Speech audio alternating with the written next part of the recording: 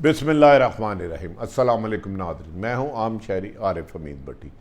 आज 2 जुलाई लाहौर से मुख्तलिफ अहम तरीन ख़बरों के साथ। नाज़रीन, एक तरफ पाकिस्तान का अमेरिका को बेस ना देने पर अमेरिका ने पाकिस्तान के ख़िलाफ़ जहरीला प्रोपेगेंडा शुरू कर दिया। ख़ुद अपने मुल्क में फ़ौज को डिसिप्लिन में ना लाने पर पाकिस्तान पर इल्ज़ामात लगा रहे हैं और पाकिस्तान के ख़िलाफ़ प्रोपेगेंडा वार खोल दिए, जिस पर पाकिस्तान के इदारों ने मुंह तोड़ जवाब दिया है कि पाकिस्तान में अदारे आइन और कानून के मुताबिक चलते हैं।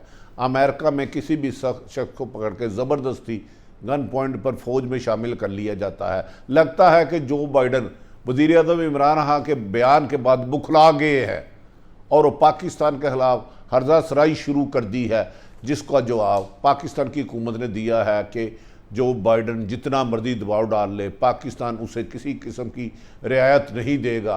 पाकिस्तान और चीन की बढ़ती हुई दोस्ती और दफाई और तजारती मुआहदों के बाद अमेरिका इस वक्त बुखलाहट का शिकार है और जो बाइडन ऐसी बैकी बैकी बातें कर रहे हैं कि खुद इंटरनेशनल मीडिया उन पर तनकीद कर रहा है। दूसरी तरफ नाज़रीन, लगता है कि वज़ीर आज़म पाकिस्तान ने करप्शन का गंद साफ करने के लिए पुरअज़म हो गए हैं।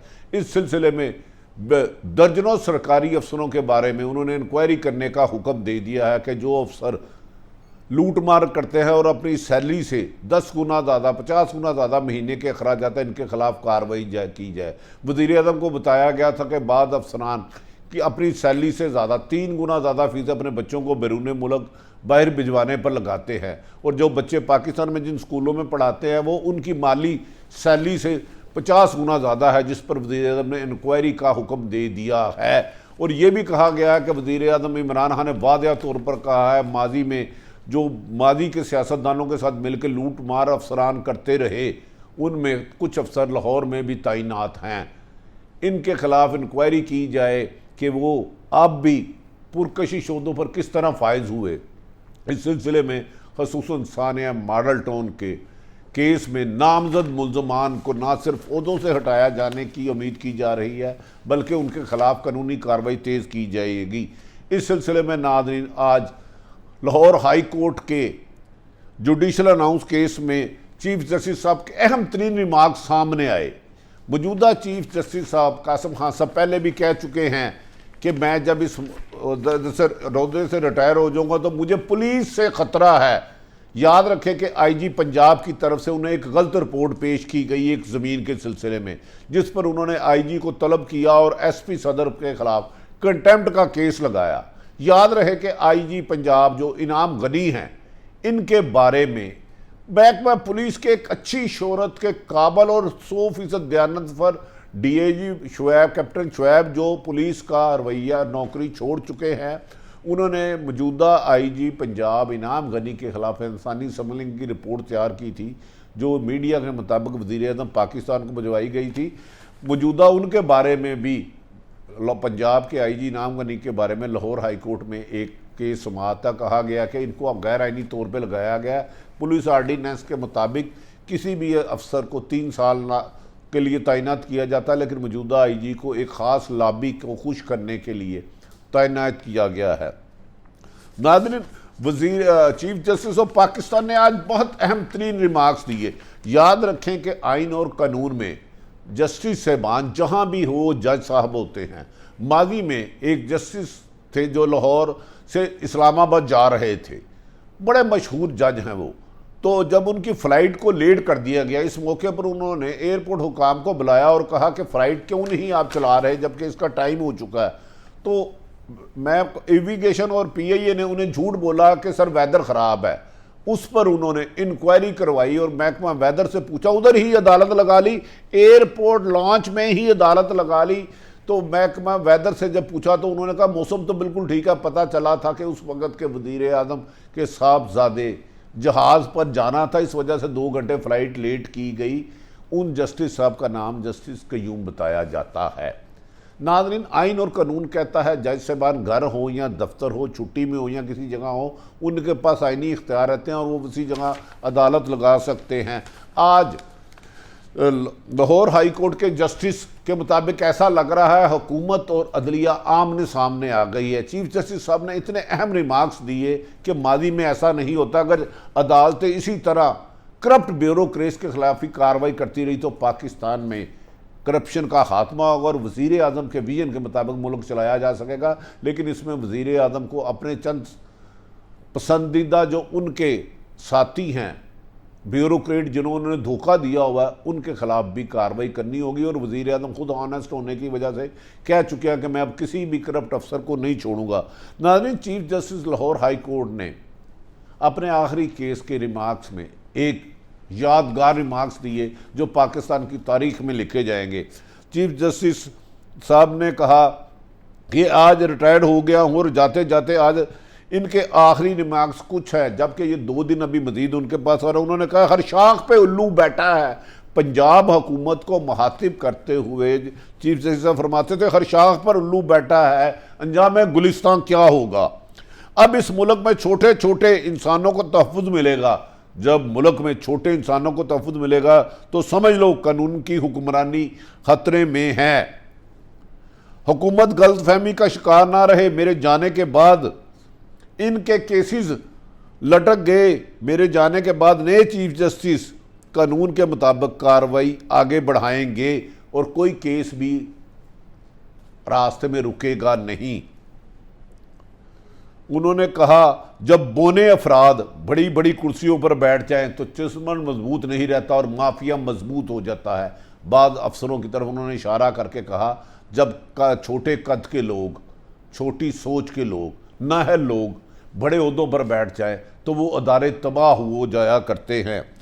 चीफ जस्टिस साहब के इन अल्फाज के बाद लगता है हुकूमत और अदलिया एक दूसरे के आमने सामने हैं। इसी तरह नाज़रीन, सुप्रीम कोर्ट के चीफ जस्टिस फाइज ईसा साहब की एहलिया के एक ख़त भी है। इसमें भी जो अल्फाज हुकूमती वज़रा के बारे में लिखे गए हैं इन्हें देख कर तो लगता है कि हुकूमत और अदलिया की ये गैर एलानिया जंग दूर तक जा सकती है। उस ख़त में जस्टिस फाइज ईसा की मिसिज ने अहम तरीन इल्ज़ामात लगाए हैं। नाज़रीन, आज मोहतरम chief justice Lahore high court Qasim Khan साहब आखिरी केस सुन रहे थे। इसमें जुडिशल अनाउंस केस के दौरान उन्होंने रिमार्क्स दिए कि अगर कल, यानी कि उनकी रिटायरमेंट 5 को है लेकिन आगे हफ्ता इतवार छुट्टी होती है, इस पर चीफ जस्टिस ने कहा अगर कल 11 बजे तक ऑर्डिनेंस जारी हुआ तो फिर देख लूँगा। चीफ जस्टिस साहब ने इसी मौके पर कहा था कि अगर जुडिशल रेफरेंस केस के पर अमल दरामद ना हुआ तो कल मैं अदालत लगाऊंगा और शाम को वज़ीर आला को बजाऊंगा और रात 9 बजे फैसला करूंगा।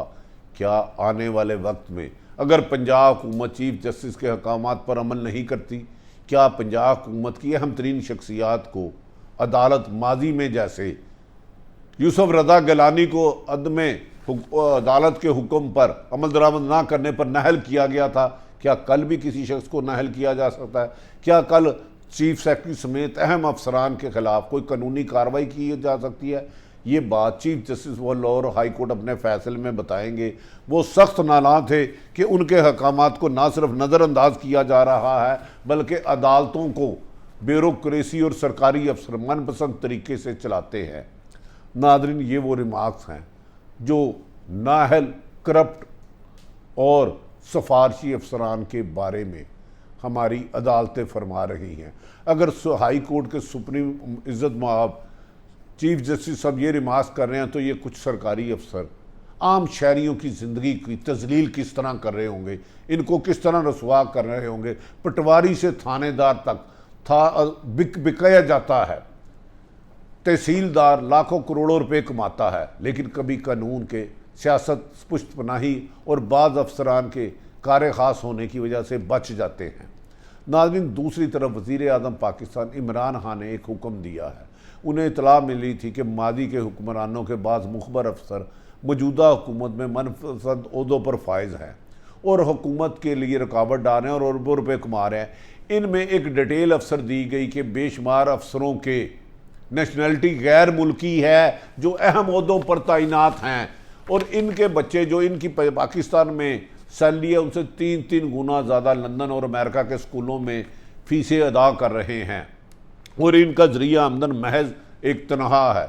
जबकि वज़ीर आज़म पाकिस्तान को ये भी एक रिपोर्ट दी गई कि जो सरकारी आला अफसर हैं उनके कुछ अफसर लाहौर के या पाकिस्तान के ऐसे स्कूलों में पढ़ते हैं जिनकी फ़ीस उनकी माहाना सैलरी से कई गुना ज़्यादा है, जबकि बहुत सारे ईमानदार अफसरान भी हैं जो सिफारिश ना होने की वजह से बेहतर तैनातियाँ नहीं करते बल्कि उनको इंतकाम का निशाना बनाया जाता है।